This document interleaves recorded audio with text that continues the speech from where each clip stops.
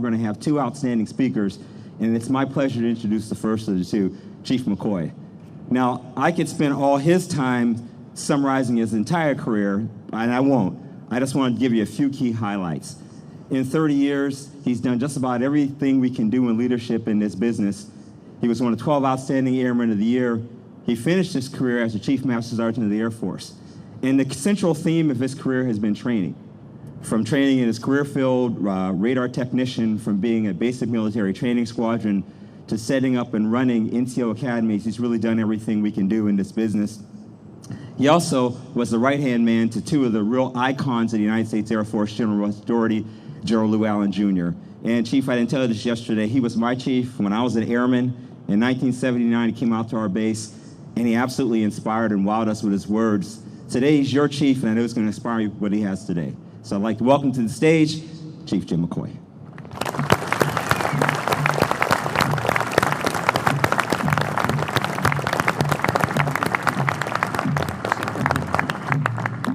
Well, good morning. Thank you very much, Colonel Bolton. You read that introduction just like I wrote it for you this morning. I can't read. Everyone knows that. Mr. Mike is General Welsh. Ladies and gentlemen, it's a pleasure to be here. And as my compadre, Chief Master Sergeant of the Air Force, Paul Airy, says, at our age, we ought to be glad to be anywhere, you know. So, but I am delighted to be able to do this. And, you know, if I were to ask you if I'm happy to be here at 8 o'clock in the morning, I say, hell no, you know, we should be doing something else, you know. But no, we really are excited about this, and it's a great event. As Colonel Bolton mentioned, I may have not mentioned, I live in Omaha, Nebraska.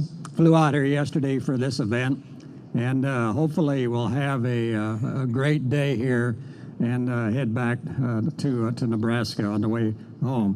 When I was putting together my thoughts for this event, I got to thinking about years ago, and as Colonel Bolton mentioned, I did spend some time in the professional military education program. And I can remember teaching a course in the NCO Academy at Barksdale Air Force Base in Louisiana in the 60s, and it was called Human Relations and Management. And the thing about it was a leadership and management course. Now you got to keep in mind, in the 60s, we weren't sure, you know, which was first, leadership or management. And we went through that, and we still go through it to some degree today.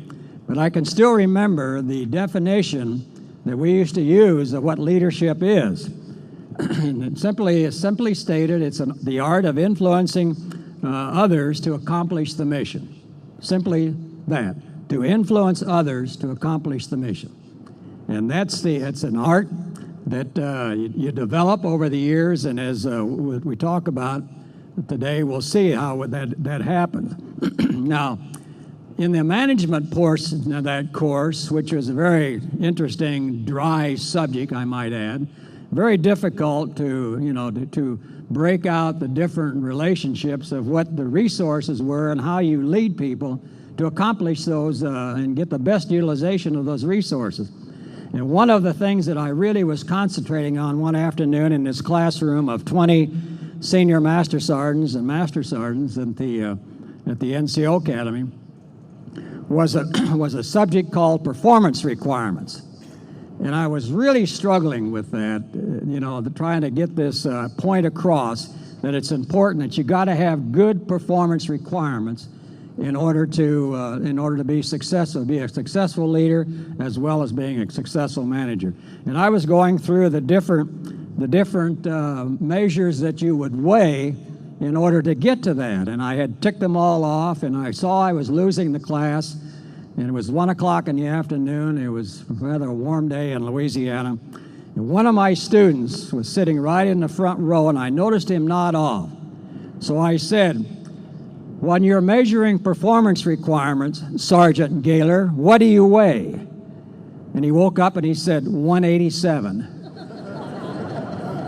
That Sergeant Gaylor was the guy that I followed as the Chief Master Sergeant of the Air Force. So if you ever have a chance to tell Chief Gaylor that, he's good, but I taught him everything he knows, But as I look back into our history of our country, and look at the leaders that we've had, and some of them pop into mind, and Colonel Bolton already mentioned a couple of them. But I think about, people such as General Robert E. Lee that probably set the first example of leadership.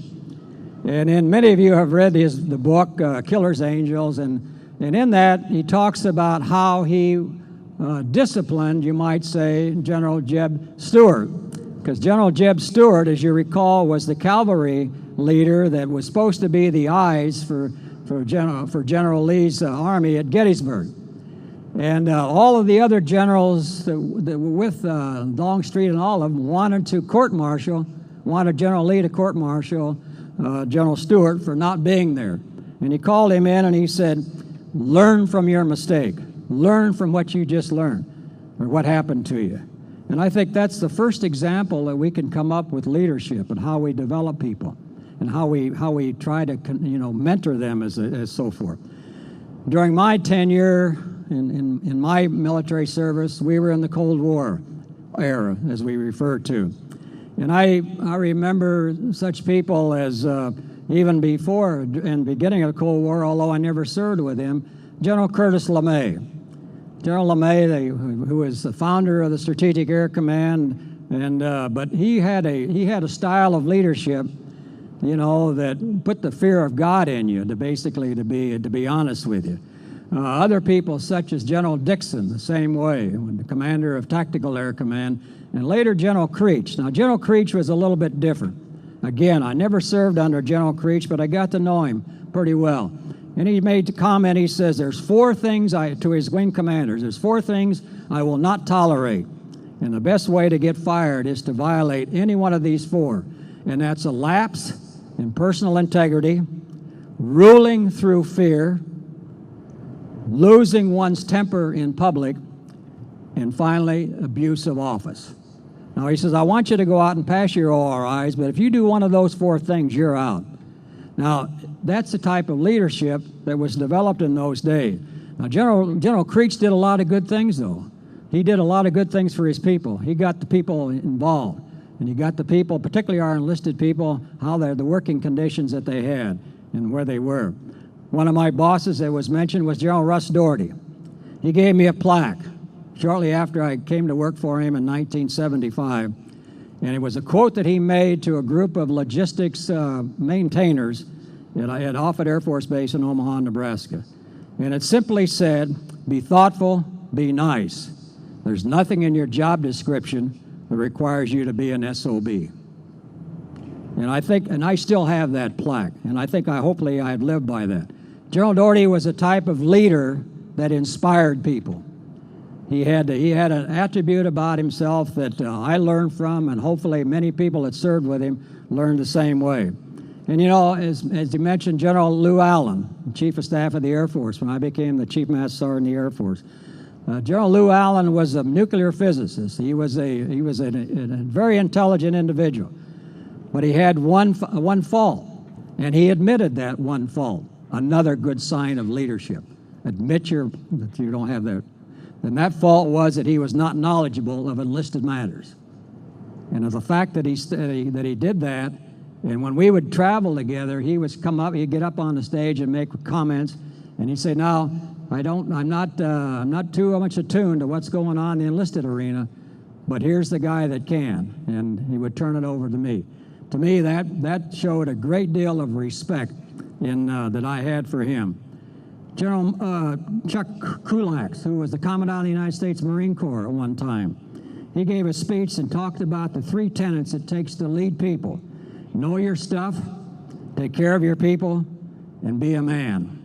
Now that maybe sounds sexist today, but what he meant was be a man and a woman. And he simply said, know your stuff, that's being professional. And that's what it's required to do today.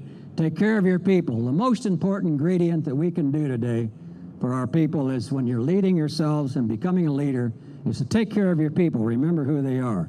And certainly the most important thing is stand up for what you believe in. I had a lot of role models during my career. Chief Master Sergeant Walt Christensen was the first sergeant at Clark Air Base in the Philippines when I was a young Master Sergeant. And as I look back on my career, And I had strong intentions of getting out of the Air Force at about 12 or 13, 14 years in the Air Force. Walt took me aside and he says, even though he wasn't my first sergeant, took me aside and he says, you've got so much potential. You've got so much ability. We need you. And from that moment on, turned me around and I decided I was going to make the United States Air Force a career. And I thank Walt Christensen for that today. Chief Master Sergeant John Bryan, Chief Master Sergeant Ted Brewer, both instructors at the 2nd Air Force NCO Academy that hired me to come down there. Great mentors. I don't, you know, in my day, our day, we call them role models. And I said to myself, I want to be like that chief. I want to be like him.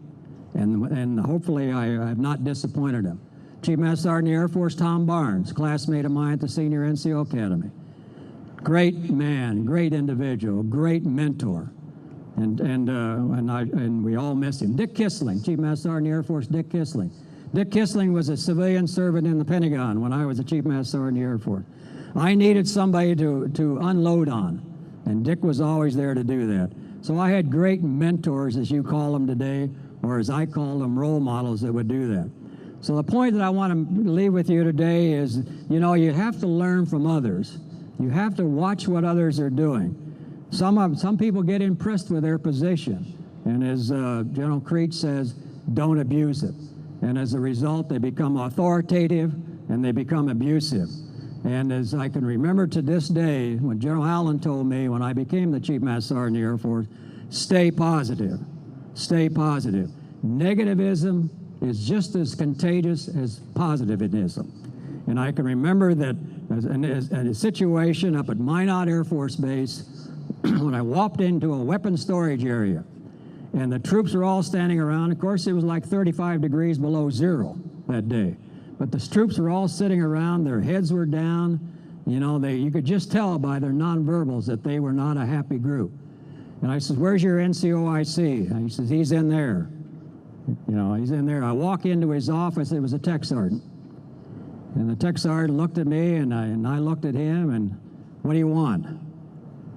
I'm the Chief Master Sergeant of the Air Force, you know, and the chief, like Chief Travis, was behind me, and I had to hold him back. He wanted to choke that guy, you know. But I says, good morning, how are you? And he said, I'm not very well. Well, what's wrong with you?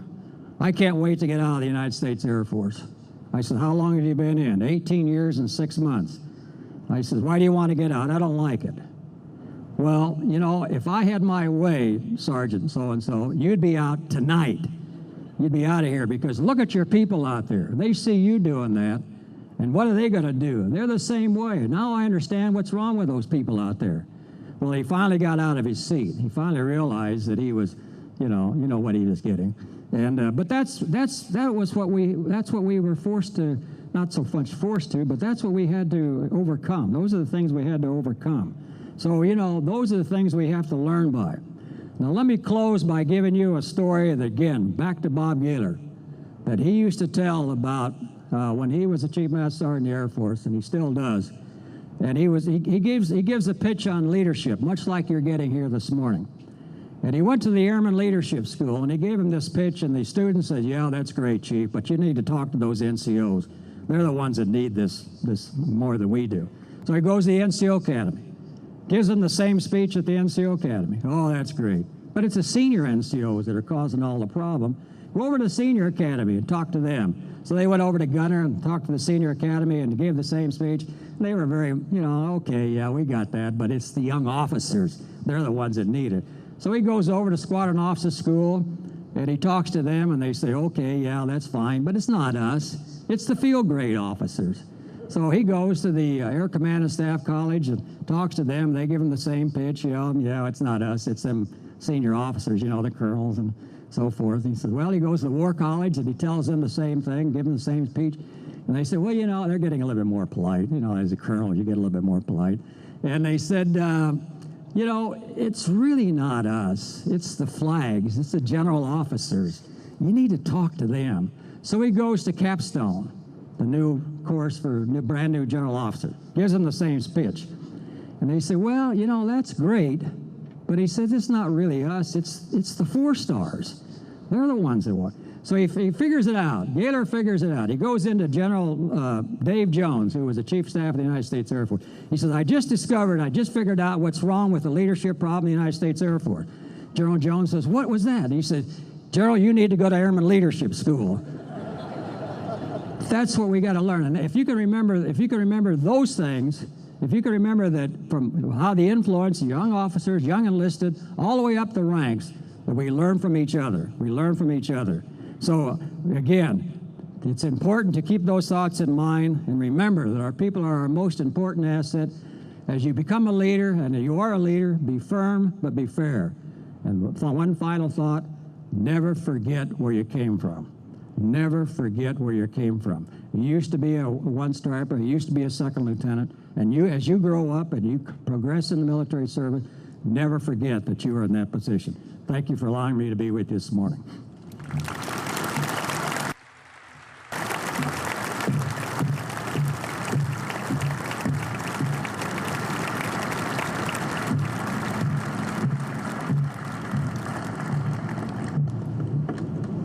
Thanks, Chief McCoy, for your insights on leadership. Our next speaker is Major General Mark Welsh. General Welsh has developed young leaders as the Commandant of the Air Force Academy.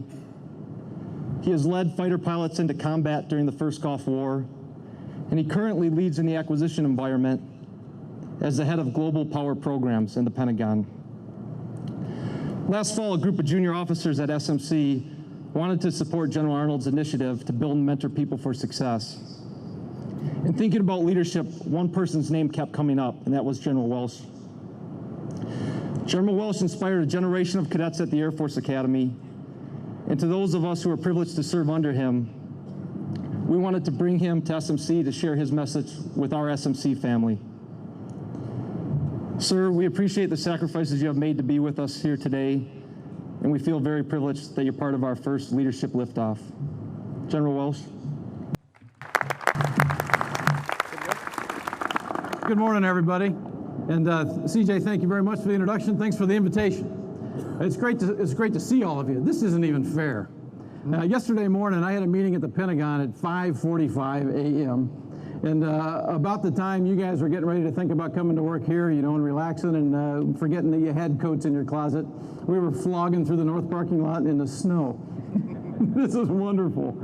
Thanks for having me. And thanks for coming out this morning. Mr. Mikers, thanks for letting me be here. I really do appreciate it. Chief McCoy, thank you so much for being here. Let me give you a safety tip. Don't try and make a living in our Air Force following Chief Master Sergeants of the Air Force onto the stage. You're not going to get too far.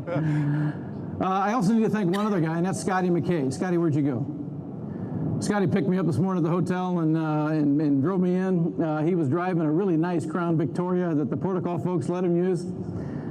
He liked it so much that Scotty told me he hadn't slept last night. He was out cruising for about 3 to 6 before he picked me up. He's the man. I first met Scotty McKay at Moody Air Force Base the night before I left to go be the Commandant at the Air Force Academy. Scotty was there on a summer program from the Academy, and he told me that he was the best cadet in the Air Force Cadet Wing at the time. That's pretty much how he said it, I think. For those of you who know him, you won't be surprised by that. Scotty also has a keen interest in hunting, which is where I really got to know him best. After I got to Colorado, I met Scotty again and told him that I was a fan of bird hunting, and I had what I thought at the time was the world's greatest hunting dog.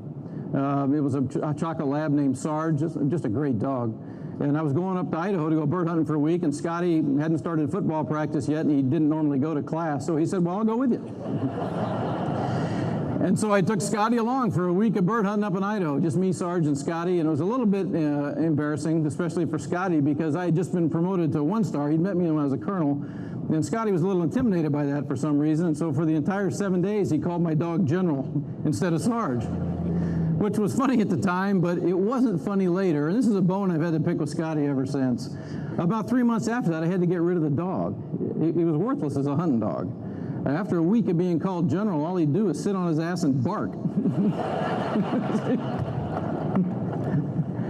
But we're not here to talk about hunting dogs. We're here to talk about leadership. Now, this whole day has been organized by a great young group of officers who have done a lot of work to get ready for this. And those of you who hang on after the events this morning out here and go through the work groups and the small roundtable discussions and the great facilitators that have been arranged to be here with you, I think are going to really, really enjoy the experience. The whole day has been framed around some leadership values and principles that you'll hear a lot more about. I'm not going to give them to you again here. But they're based on a gentleman named Captain Mike Abershoff, who wrote a couple of books.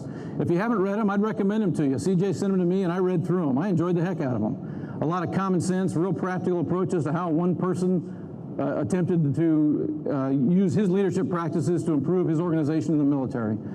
It's called It's Your Ship, was the first book, and the second one is Get Your Ship Together. They're good books. They're interesting stuff. I hope I get a chance to meet him someday because I think I'd really like him.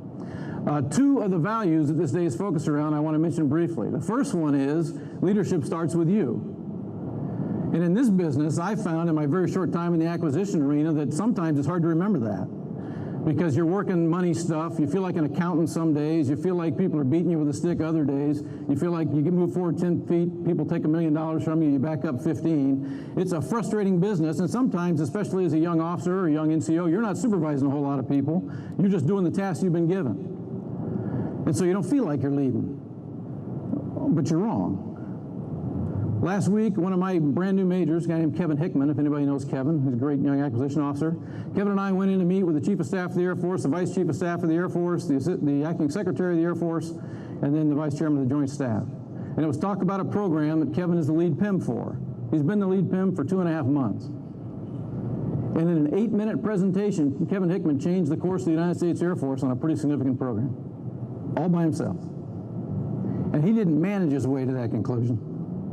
He took over the issue, he arranged the coordination required, he did the background work, and he led this group of people, to include the Chief of Staff, etc., to a decision that will be in the best interest of the warfighters of this country for the next 30 years. Kevin Hickman used to sit right here. He's no different than you. He leads every day, and nobody's working for him, except me.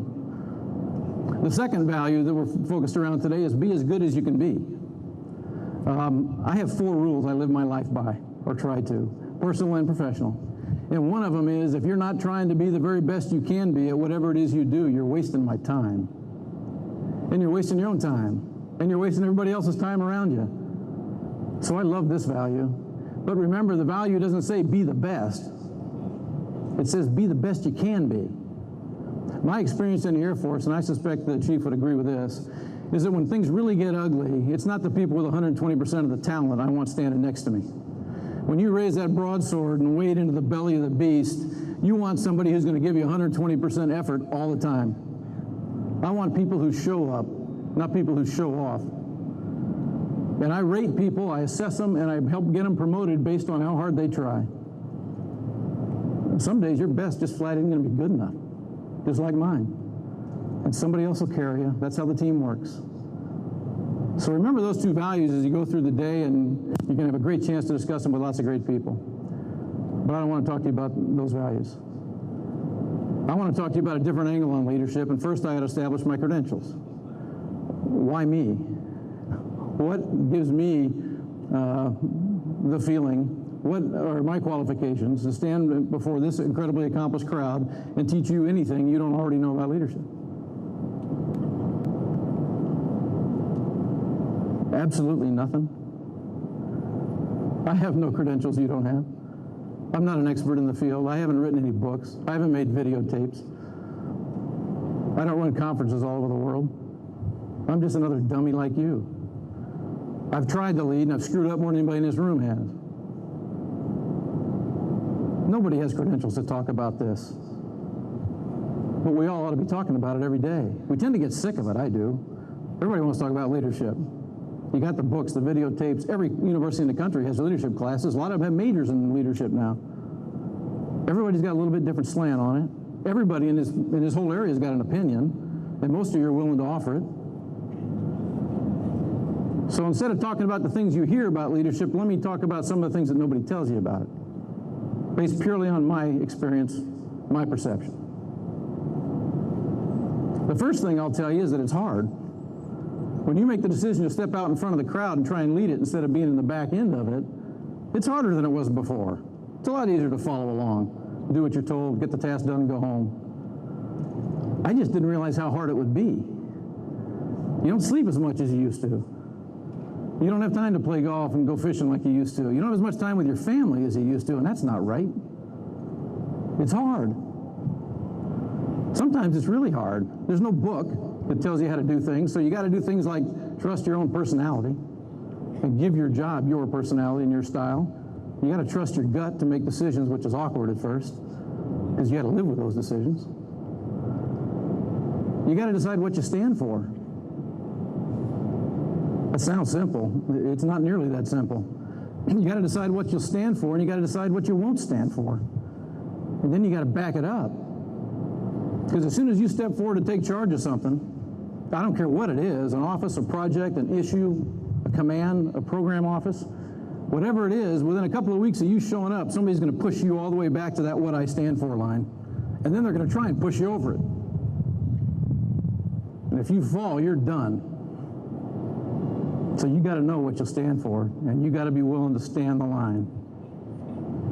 You got to understand that everybody's watching you when you're trying to lead things. When I was the wing commander at Kunsan, Korea, I walked out, we had a big issue going on in the base with uniforms. So the chiefs and I got together and said that the way to fix this is just attention to detail, and we formed this roving pack of chiefs that would wander around the base, and somebody would walk out of a building and be late to put their hat on, and they'd descend on them, you know, and it was pretty funny. It was humorous, but there was a message behind it, and we really started to change the environment a little bit. We thought if you looked good, you acted professionally, the mission got done better.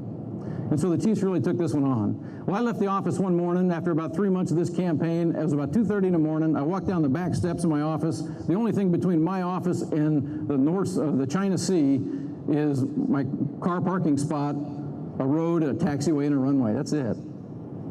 So at 2:30, I walk down this stairwell. I get to my car, and leaning against the bumper is an airman from the command post, which is in the basement of the building. And she's just leaning back. She's just finished running along the flight line road there. And she said, "Boy, I love it out here at night, sir. It's beautiful, isn't it?" And I said, "Yeah, it really is gorgeous." And she said, "You forgot your hat." Yeah, and I had. It was still in my flight suit pocket. And I kind of put it on and said, "Thanks." You know, I got in the car and went home. That's at about 2:30 in the morning. At 6 a.m., I'm back at the chow hall for my monthly breakfast with the chiefs.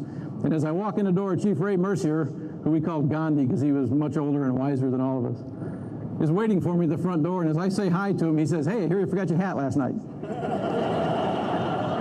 How does that work? If you're going to try and lead, everybody's watching, and they're going to hold you to a higher standard. I think that's fair, but you better expect it and be ready for it. Nobody told me that. The other thing that nobody told me about trying to lead is that it hurts sometimes. I mean it. I don't mean it's uncomfortable or you get a rash or it makes you feel bad every now and then. I mean it hurts, bone deep sometimes, all the way to your toenails. When I was a squadron commander up at Hill Air Force Base, we deployed to the Gulf for Operation Desert Shield and Desert Storm. And about 3 days before the actual war started in January, we had an accident where one of our young lieutenants, a guy named Mike Chinberg, was killed in an F-16 crash. Mike crashed on a night training mission. We were all part of an exercise one night, and he just didn't come home. We found out later that Mike probably mistook a light on the ground for his flight lead's rotating beacon, and he tried to rejoin on it. Just got disoriented. It happens in this business. He hit the ground about 60 degrees nose low, inverted at about 630 knots in full afterburner. I'm pretty confident he died relaxed, which wasn't a lot of consolation to his mom and dad, Pete and Ellen Chinberg, up in New Hampshire when I called them, or to his wife, April, when we called her and confirmed that he was at the bottom of that smoking hole. And I wasn't surprised by their reaction. I was surprised by mine. I'd grown up in the Air Force. My dad was a fighter pilot for 34 years. I know all kinds of people whose fathers have died flying airplanes. I grew up living next door to them. Every squadron I'd been in up to that point in my career, somebody had died while I was there. It wasn't the death that shocked me. It was the fact that he was my guy. I was supposed to be his leader. What did I miss? What did I miss in his training program that would have kept him from making the mistake that killed him? When he walked out the door that night, I walked out to the jet with him. What did I not see in his eyes that would have let me stop him from flying? I was his leader. It was my fault he died. That's how I felt. I guess that's still how I feel. When we first deployed to the desert, Mike didn't go with us. He stayed behind to get married to April. They'd been married 3 weeks when he came to join us, 10 days before he died. And on the day that he left to fly over, I did what I thought was a pretty good leader thing. I called April up from the desert and apologized that he had to come to the war and told her, don't worry, I'll bring him home safe to you.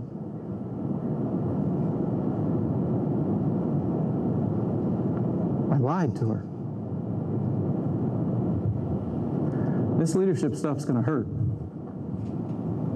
Get ready. Sometimes it's not that dramatic. Sometimes it's simple stuff.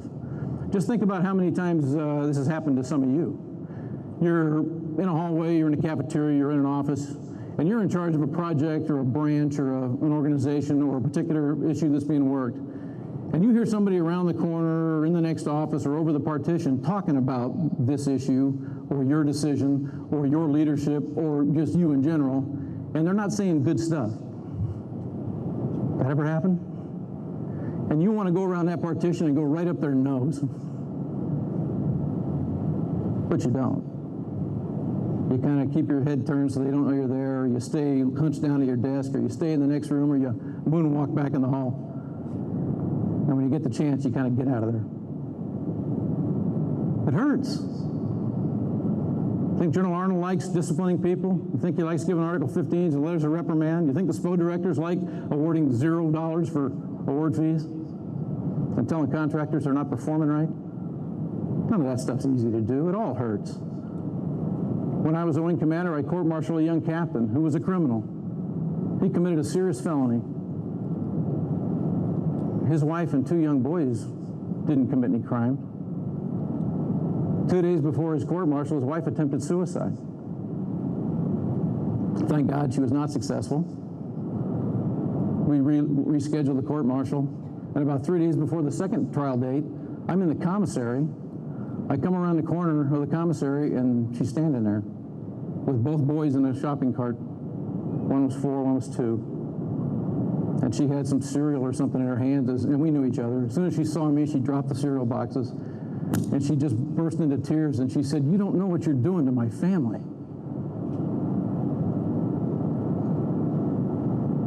And she was wrong. I knew exactly what I was doing to her family. It was the right thing to do. That doesn't make it feel good.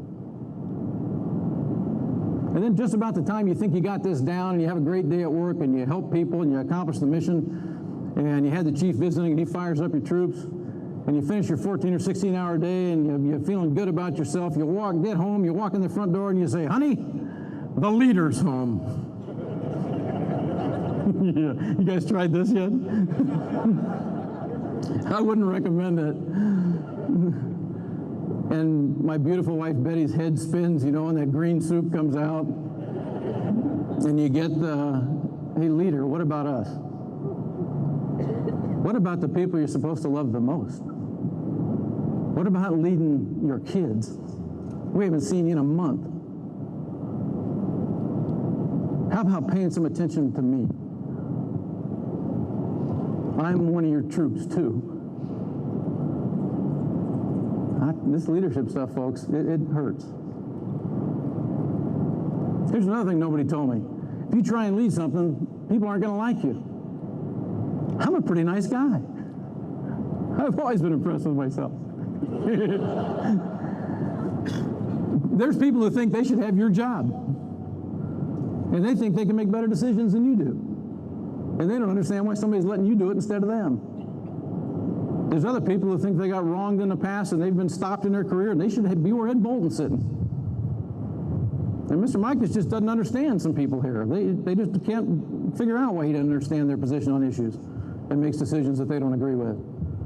And then some people just like to bitch. You know them. If you're going to step out in front of the pack and try and lead, everybody's not going to like you. Glenn went through F-16 training with me. When I ended up as a squadron commander in the Gulf War, Glenn was in my squadron. He and I were great friends.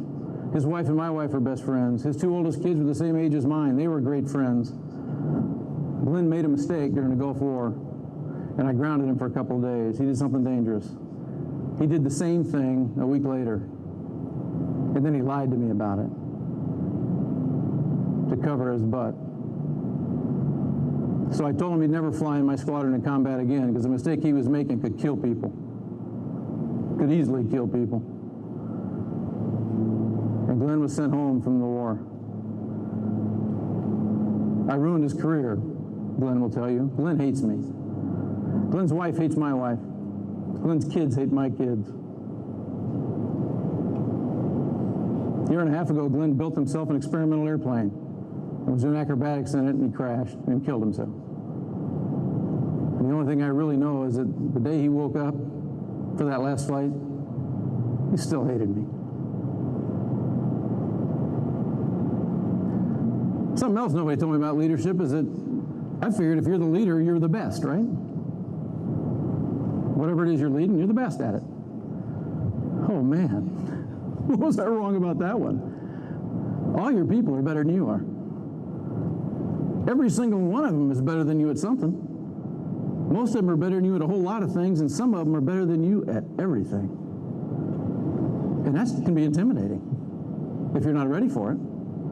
They just are. They're better looking. They're more athletic. They're braver. They're smarter. They're more talented. They're more dedicated. They're all those things.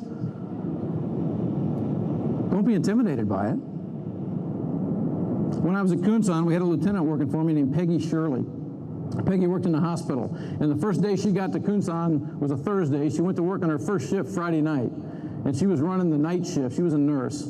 She started life as an Army military policeman as a young private, got out, went to nursing school, came back in as an Air Force nurse, came to Kunsan. I'm in the bar on Friday night. Somebody comes down and says, "Hey, did you hear about the new nurse?" And I said, "No." I said, "Well, she just threw Sergeant Smith out of the hospital." Sergeant Smith was kind of a legend at Kunsan. He was this incredibly talented medical technician, but he was a 19-year staff sergeant. He wasn't the world's greatest NCO. And Lieutenant Shirley had walked into her first shift. She's in charge.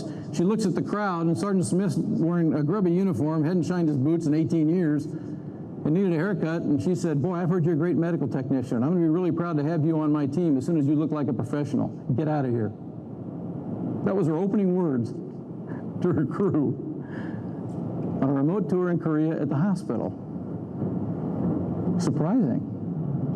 So I said, "I got to meet this lady." So I went down to the hospital to say hi to her. I got there about the time Sergeant Smith was returning in a set of pressed BDUs and shined boots. And his roommate had done a horrible job cutting his hair. About 3 days later, we had a young Army private who was there in a Patriot battery at Kunsan, who got out of control drunk. He was 19 years old. He was from a farm in Minnesota. And he was the kind of kid who probably really hadn't had anything to drink before that day in his life. He'd gotten married the night before he left on his remote tour to his high school sweetheart. And he had just gotten a letter from her saying, "Hey, I'm sorry, I want a divorce. By the way, I just moved in with your best friend." And he went ballistic. He was a pretty stout kid. I don't know what he drank, but he turned into a madman. It took 6 cops to subdue him. And I got the call over the brick and went down to the emergency room to see how they were doing with him. And by the time I got there, and Peggy's there with her shift, she's in charge, they had him sedated. He's lying on his bed. He had tape hanging off his wrist. They'd had to tape him down when he first got in there to sedate him. You know, and the tape was off now, but it's still hanging off of him. And he's just out like a light. So I get the story from her, and then she's mad because the doctor hadn't shown up yet. So she beams off out the side door of the emergency room to call the doc again, and I'm thinking, I'm glad I'm not the doc. And I'm talking to Sergeant Smith and the gang. And I'm standing here, and they're standing there kind of where the hedge is, and behind him is the bed with this guy lying on it. And we're in mid-conversation, and all of a sudden, I kind of look past him when I see some motion. This guy, like a bad horror movie, just sits up in the bed. And he's got the tape hanging off his wrist. His eyes are this big, and he starts fumbling around, and the first thing he feels is a set of scissors on this bed, on a table by the bed that I guess they'd used to cut the tape. And he steps out of this bed. I'm trying to say something. I'm doing that, what? You know, pointing thing, and he starts coming around the bed doing the slow motion with the scissors in the air. and he's going to hurt somebody. And so all the guys behind me have now turned, they're looking at him, and we're doing the, they're right here, I'm right behind them, leading. And about that time, I have no idea what we're going to do. Coming back in the side door, it's Peggy Shirley. And she looks at us, and she looks at him, and we look at her and look at him, and without hesitating, she goes right at him, and she takes him out. She takes him over the bed, onto the floor, and then the rest of us move in and subdue the perp. And when I left the emergency room about an hour later, this kid's on the floor. He's in those leather, fetal position, leather harnesses and restraints they put him in. And his head's in Peggy Shirley's lap. And she's patting his head and telling him it's going to be okay. I'll never be as dedicated as she is, or as compassionate, or as professional. How do I lead her?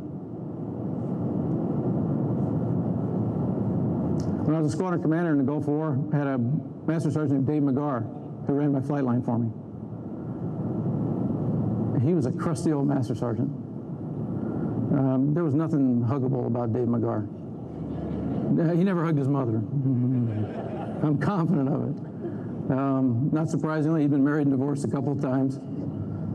But if you wanted somebody who could get airplanes loaded and launched on time to fly combat operations, you wanted Dave McGarr running your flight line. About the second week of the war, I walked out to the jet, and Mac met me at the front of it like he always did, and he said, "Boss, they're all good to go." And he had a little flag flying on the antenna of his truck. And I asked him where he got the flag, because we hadn't been allowed to leave the base for 5.5 months. And he gave me the typical senior in-show response, which was, "You don't want to ask that question, boss." So I said, "Okay." And I said, "Why don't I take it with me? I'll take it to Baghdad." We were hitting a target about 10 miles south of Baghdad. And he said, "You do that for me?"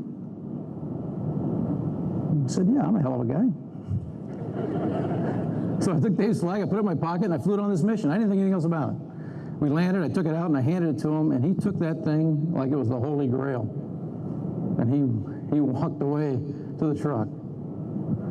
And I didn't see that flag again for quite some time. When we got back from the desert, we'd been home a little while, and Dave invited my wife and I to his house for dinner, which was really a surprise. And so Betty and I went. And we went to this small apartment in Layton, Utah, and we walked in. And the first thing we noticed is there was only 2 things on the wall. The first one was a bottle top opener right as you came in the front door. And the only other thing hanging up in this apartment was this small American flag and a matted, framed display that hung right over the couch in the middle of his living room. And it struck me for the first time that that's who Dave McGarr was. I mean, those white stripes are his integrity. The red stripes are the courage he showed every day doing his job the right way and making decisions that leaders have to make to get things done. Every one of those stars in that blue field are the people he was responsible for and lived and breathed to keep alive. When I left my squadron command tour, they had a nice dinner and people said nice things. And at the end, somebody said, "Anybody else got anything to say?" And there was somebody stood up in the back, and it was Dave McGarr, and he goes, "Yeah," which was really surprising to all of us because he didn't talk much. And he walked up to the front of the room with a brown paper bag, and he opened this thing, and he didn't say anything except, "Here." And he pulled out the framed, matted American flag, and he gave it to me. And on the back, in pencil, it says, "With deepest respect, David McGarr, Master Sergeant, United States Air Force." It's the greatest award I'll ever receive. About 2 years ago now, Dave died of pancreatic cancer. Right before he died, I had the chance to talk to him on the phone at a hospital in Utah. It wasn't much of a conversation because I didn't know what to say, and Dave never really said anything. So we grunted at each other a few times, and I said, "Well, Dave, listen, I know you'll beat this thing, and you take care of yourself." And as I started to hang up, he said, "Hey, boss." I said, "Yeah." And he said, "You remember that flag?" "Oh, yeah. I remember the flag, Dave." He said, "You still have that?" "Yeah, Dave, I got it." "You take care of that for me, will you?" "Oh, I promise. Before I'm done, I'm going to tell the whole world about the guy who gave it to me." I will never be the leader Dave McGarr was. Ever. How do I lead him? Okay, let's back up and review this for a second. This leadership stuff is really hard. It hurts a lot sometimes. Nobody's going to like you, and all your people are better than you. So exactly why should I do this? That's a good question. Because it matters. At every level, to everybody. The people of the United States of America give us their sons and daughters. And then they give us a mission to defend this nation and its interests. Their sons and daughters do the job. Your job is to lead them. They deserve leaders who care. In this business, there's a different bottom line than in others. It's not profit margin. It's not OBS and expenditure rates. The mission of the United States Air Force is not to get your contract awarded on time and to bring your program in under schedule. It contributes to it, but that's not the mission. The mission is to fight and win the nation's wars. And the bottom line is body bags.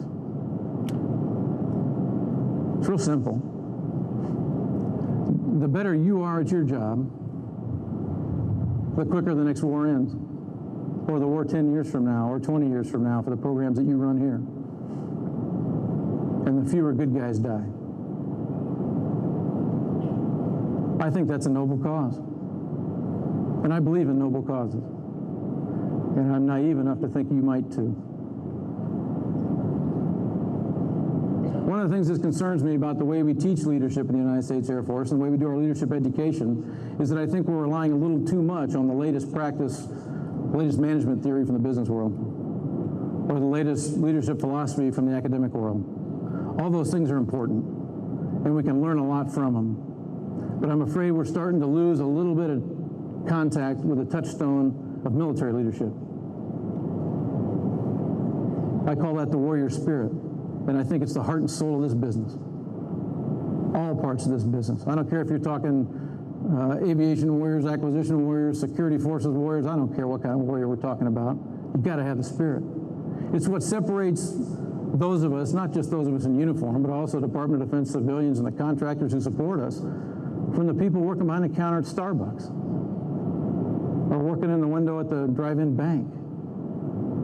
I don't even know exactly how to define it, but it's a real thing. And if you don't understand it, if you don't have it inside of you, then you can't lead warriors. They won't let you. The United States Air Force is not about profit margin. And leadership's not about managing accounts. It's about leading Jason. You might wonder who he is. In 1999, Jason was a 23-year-old Navy petty officer that rode to Spain, and he and his young wife, Teresa, also a sailor, were expecting their first daughter. Jason had just completed the physical qualification training to become a SEAL. That was his lifelong goal. And then he had a change of heart. And before he actually started SEAL training, as he later said in an interview in Airman magazine, he said, you know, I decided I didn't want to take lives, I wanted to save them.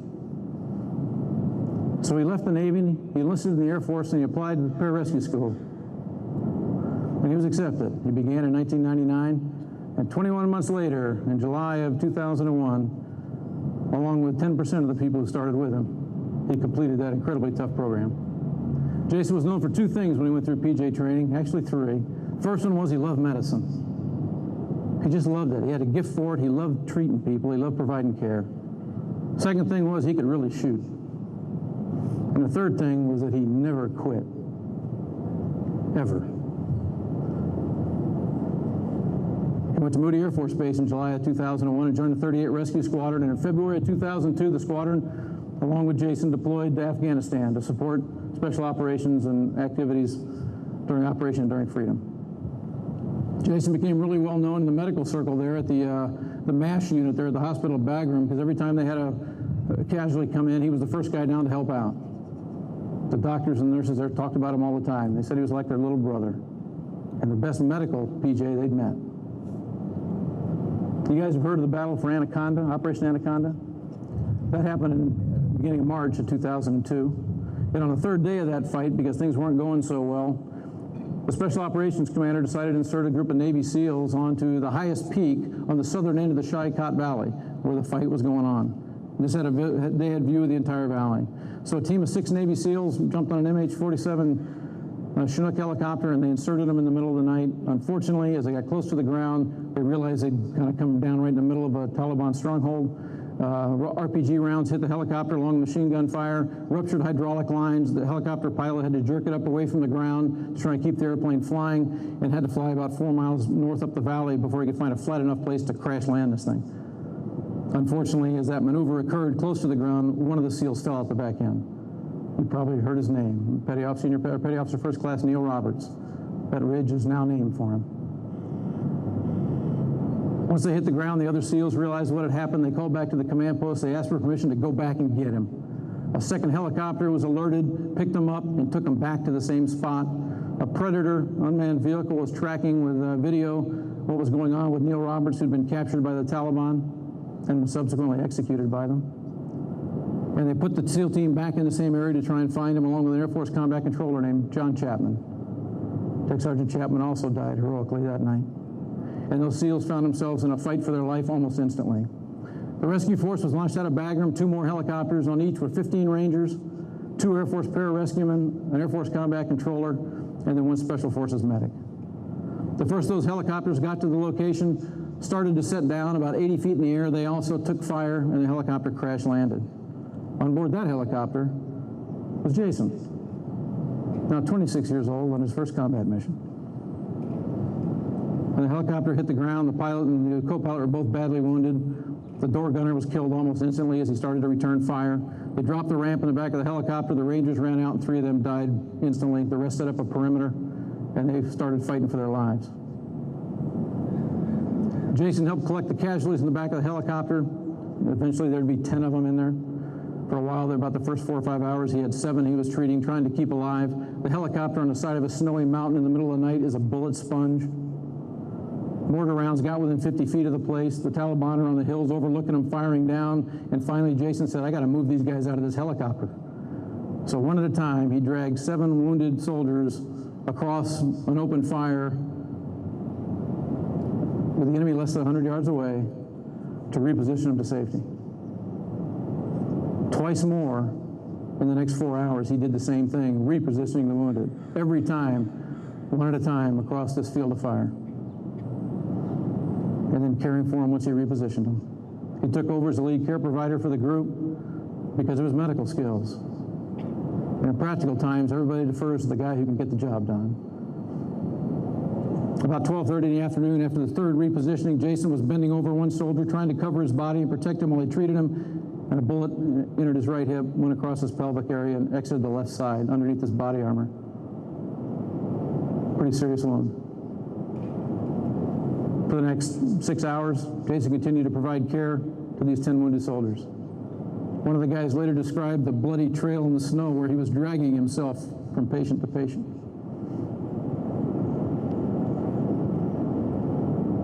About 6 in the evening, he had to quit moving because he couldn't drag himself anymore, so he just laid still and directed the care as the other medics provided it. About 7 o'clock, he started to fail. About 7:30, the other medics started to give him CPR. They did it for about 20, 25 minutes until they realized it wasn't having an effect, and there were other people to save. And at 8 p.m. on the 4th of March, 2002, 10,000 feet or so above sea level, lying in the bloody snow with 6 other dead soldiers and 10 wounded comrades that he saved,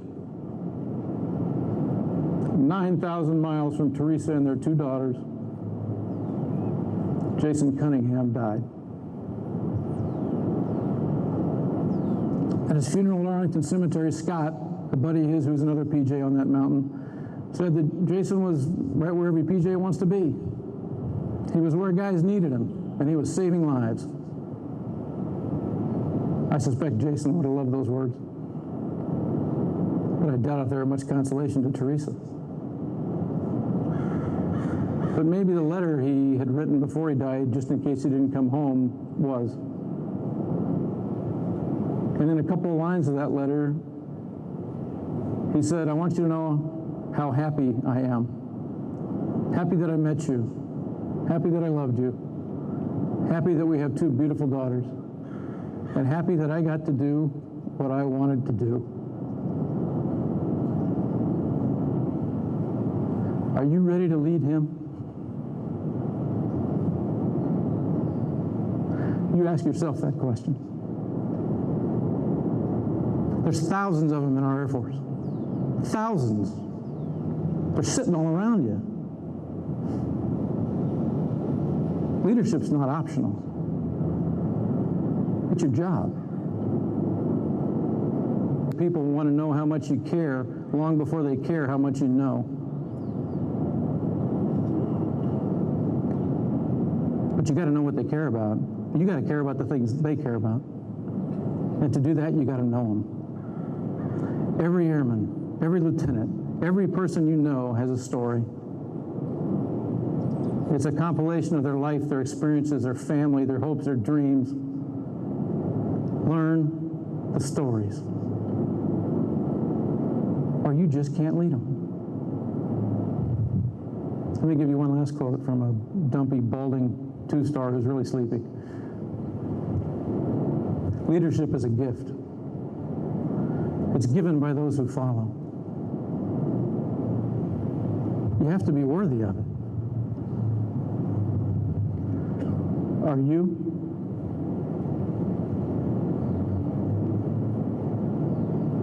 I ask myself that question every day.